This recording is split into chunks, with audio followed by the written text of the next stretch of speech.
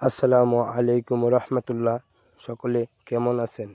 আমি একটি জবা ফুল আর্ট করতেছি।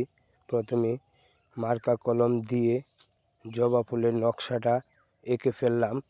তারপরে লাল রং দিয়ে বেশি করে গাঢ় করে সাইডে দিয়ে আর্ট করতেছি।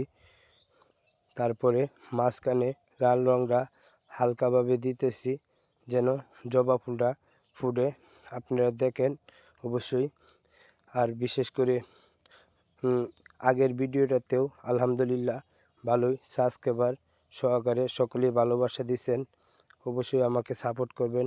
নতুন আইডি দেখেন। তারপরে আরেকটা কালার দিয়ে জবা ফুলটা বাসাইতেছি। এরপরে সাইডে দিয়ে আরেকটি রং ব্যবহার করতেছি যাতে জবা ফুলটা দেখতে খুবই ভালো লাগে, দেখতে অনেক সুন্দর দেখা যায়। আপনারা অবশ্যই সাপোর্ট করবেন, নতুন সাবস্ক্রাইব করবেন যারা যারা নতুন আছেন, আর অন্যদেরকে দেখার সুযোগ করে দিবেন যেন অন্য ভাইরাও দেখতে পারে। কেউ যদি আর্ট করতে চান এভাবে আর্ট করতে পারেন ইনশাল্লাহ।